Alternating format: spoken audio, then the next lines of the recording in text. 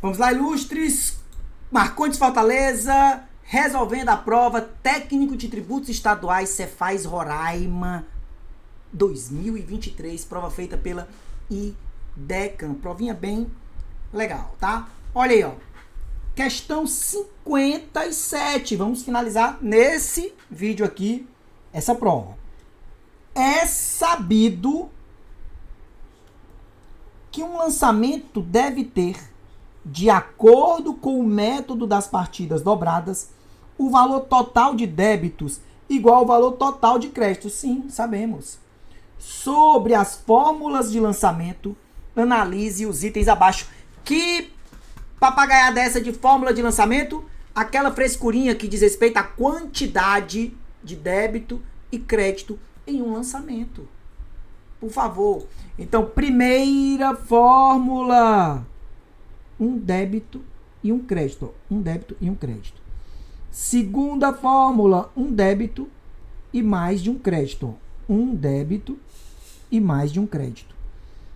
Terceira fórmula: mais de um débito e apenas um crédito. Mais de um débito e apenas um crédito. E quarta fórmula: mais de um débito e mais de um crédito. Mais de um débito e mais de um crédito, gente. Não tem conversa. Tá? Olha aí. Primeira fórmula: uma conta debitada e uma conta creditada. Uhul! Segunda fórmula: duas contas debitadas, sai pra lá. Segunda fórmula é só uma conta debitada. Por favor, só uma conta debitada. Terceira fórmula: duas ou mais contas debitadas e uma conta creditada. E foi perfeito, porque também não tem que ser necessariamente duas não, tá? Duas ou mais contas debitadas e uma conta creditada. Quando a gente coloca dois aqui, é para representar, ó, duas ou mais contas, tá? Quarta fórmula: duas ou mais contas debitadas e duas ou mais contas creditadas. Uhul! Então o problema é só no item 2 aí, ó.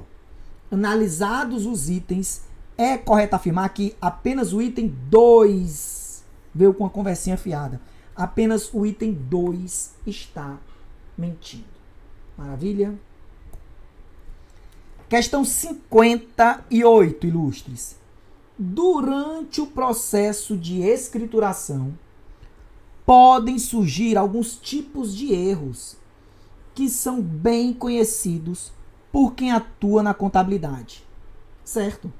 Quem faz contabilidade é o ser humano, e o ser humano pode acreditar. Erra. Então você tem que estar pronto para efetuar correção dos erros. E para corrigir um erro, a gente se utiliza de 3 tipos de registros, né? Estorno, que é a borracha na contabilidade, tá? É só fazer o contrário do lançamento errado, anulando o efeito lá do erro. Estorno. Transferência. Transferência é para quando erra a conta debitada ou creditada, tá? E complementação, quando é erro no valor, tá bom? Para mais ou para menos, enfim. Para a correção desses erros, temos algumas técnicas. Leia o enunciado abaixo sobre uma dessas técnicas e em seguida responda. Olha aí. É a anulação integral do lançamento incorreto por meio de um lançamento inverso. É o estorno, gente. Não tem conversa. Isso tá lá, ó, na resolução 1330, ó. Olha o que é que traz o item 33. O estorno consiste em lançamento inverso àquele feito erroneamente, anulando totalmente. Ó. Por exemplo, fato. Compra de mercadorias à vista por 100. Registro errado. Olha, alguém registrou assim, ó. Terrenos a caixa. Errou a conta debitada. Tá, ó. Só a conta debitada. É claro que o jeito mais fácil de corrigir isso é via transferência, tá? O jeito mais fácil de corrigir isso aqui, quando erra só a conta debitada ou creditada, é a transferência. Como seria a transferência? Eu debitei indevidamente terreno, não foi? Então, ó, credito o terreno. Então, deixei terreno quieto aqui, né? Ó, debitei indevidamente, creditei terreno, ajustei o saldo. E debito quem eu deveria ter debitado desde o começo. Mercadoria. Então, eu transfiro aqui de terreno para mercadorias, percebeu? Então, o lançamento de transferência seria mercadorias a terrenos. Mas, enfim, eu quero mostrar o estorno. O estorno serve para corrigir qualquer erro. Percebeu? Qualquer erro. O estorno é a borracha na contabilidade. Veja, se você errou a conta debitada ou creditada, o modo mais prático de corrigir é via transferência. Se você acertou a conta debitada ou creditada, mas errou o valor, o modo mais prático, mais rápido de corrigir é via complementação. Mas em todo caso, você pode corrigir via estorno, como eu vou fazer aqui, ó. Por exemplo, eu até sei que o modo mais prático nesse caso é via transferência, né? Mas olha aqui, ó. Ó, o estorno. É a borracha da contabilidade, gente. Olha. Eu faço o contrário, ó. Caixa a terrenos, ó. Anulou o efeito. Anulou o efeito, ó. Era como, ó. Entre aspas, apagou o erro. Aí agora, ó, lançamento correto. Ó, registro correto. Tá? O que era para eu ter feito desde o começo, ó. Mercadorias a caixa.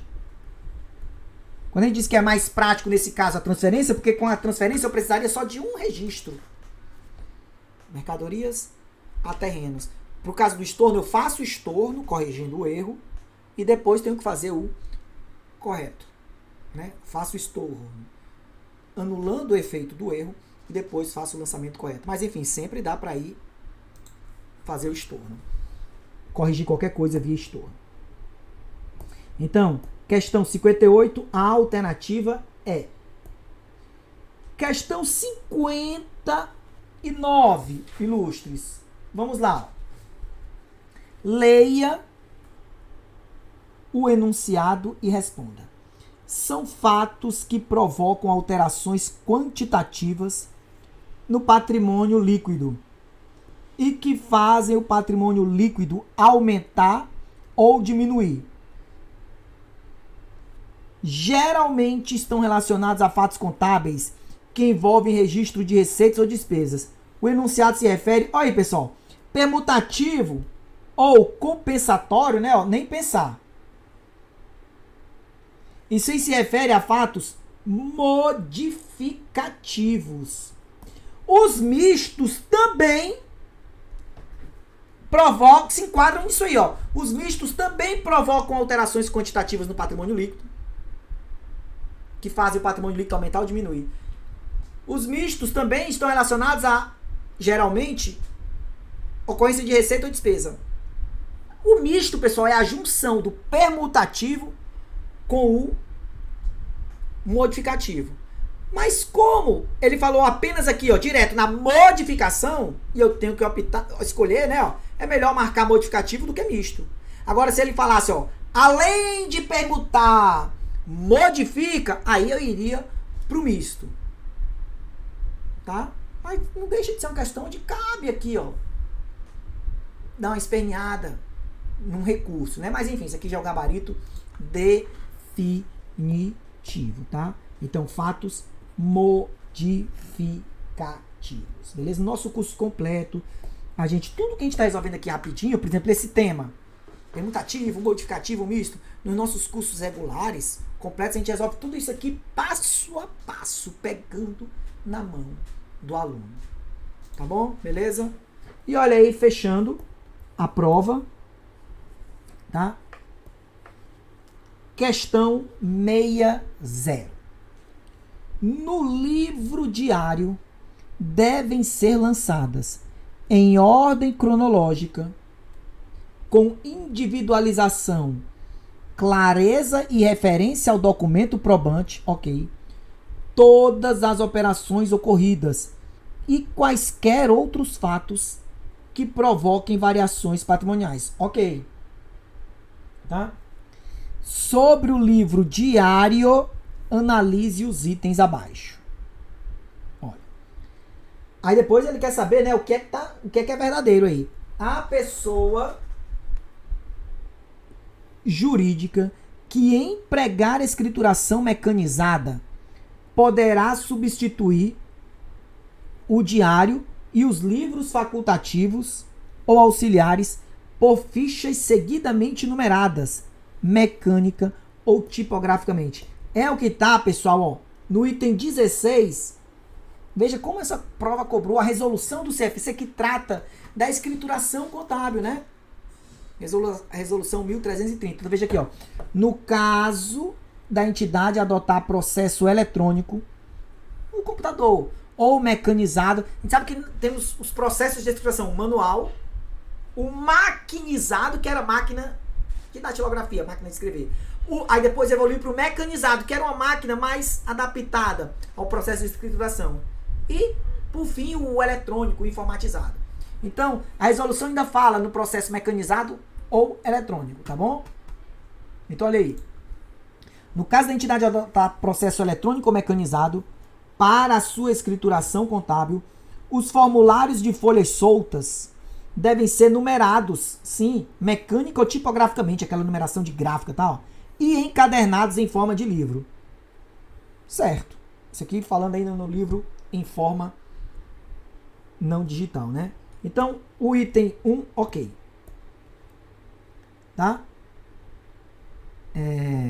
E além disso, ó, o Código Civil também tem um capítulo específico sobre escrituração, tá? Ó. E vai em consonância ao que foi dito aí, ó. Ao artigo 1180. Além dos demais livros exigidos por lei, é indispensável o diário, que pode ser substituído por fichas no caso de escrituração mecanizada ou eletrônica. A adoção de fichas não dispensa o uso de livro apropriado para o lançamento do balanço e da DRE, tá? Que o Código Civil chama de balanço de resultado econômico. Item 2, vamos lá. Olha, sem prejuízo de exigências especiais da lei, é obrigatório o uso de livro diário, encadernado com folhas numeradas, até aqui ok, seguidamente, em que serão lançados dia a dia, diretamente ou por reprodução, os atos ou operações da atividade, ou que modificam ou possam vir a modificar a situação patrimonial da pessoa jurídica. Um item safadinho. Tá? Modifique, ou possam vir a modificar. E também quando ele fala atos, né? A gente sabe que há o registro de fatos. Olha o que diz aqui, ó. O item 14, ó. No livro diário devem ser lançadas em ordem cronológica, com individualização, clareza e referência ao documento probante, todas as operações ocorridas e quaisquer outros fatos que provoquem variações patrimoniais. Ok? No gabarito, ó, dá pra espernear, tá? Quando ele fala atos. Mas aqui, ó, no sentido de operações, ó. Modifique ou possam vir a modificar, né, ó. O gabarito definitivo considerou como verdade, tá? Mas polêmico isso aí. O que é que ele quer, ó? 3. Admite-se a escrituração resumida no diário, por totais que não excedam ao período de 1 mês, certo? Relativamente a contas cujas operações sejam numerosas ou realizadas fora da sede do estabelecimento. Não baixe a guarda, né? O que eu sempre digo, ele tá indo bem, e ele deixa para avacalhar no final. Olha aqui, ó. Sem a necessidade de utilização de livros auxiliares para registro individualizado. Então, mentiu. Está lá no artigo, lá no Código Civil, que tem um capítulo sobre escrituração. Ó, artigo 1184, parágrafo 1º, cai muito esse parágrafo 1º, tá? Ó, vamos aqui, ó. Admite-se, ilustres, a escrituração resumida do diário, com totais que não excedam o período de 30 dias, relativamente a contas cujas operações sejam numerosas ou realizadas fora da sede do estabelecimento. Opa! Desde que utilizados livros auxiliares regularmente autenticados para registro individualizado e conservados os documentos que permitam a sua perfeita verificação. Então, aqui no item 3, ele diz só sem a necessidade de utilização de livros auxiliares. Não, desde que eu utilize livros auxiliares, tá? Então, o item 3 está mentindo. 4, ilustres. Vamos lá. Ó, o 3 é mentira, né? Ó, 3 é mentira. Tá vendo, ó? Como tinha uns presentes. Presentes assim, ó. Seja educado, aceite. Aceite. Então, por favor, aí você vem, ó. Rapaz, o item 2 estava safadinho, né? Não fiz uma crítica ao item 2? Siga, seja profissa. Será que não, com algum outro item moleza não dava para resolver? Você tem que ser passado aí, passado na casca do alho. Tá? Joia? Item 4, então. O que vai ser? Verdade, né? No transporte dos totais mensais dos livros auxiliares para o diário, deve ser feita referência às páginas em que as operações se encontram lançadas nos livros auxiliares devidamente registrados. Ó, um item também mais gaiatinho, mas a gente é só, é verdade que isso é verdade? Pelo item 3 dava para resolver bem direitinho. Então, resposta da questão 60, D de dado. Dá o like, compartilha, comenta, continua aqui no canal. Vamos resolver muitas provas legais. Abraço, ilustres! Helenha!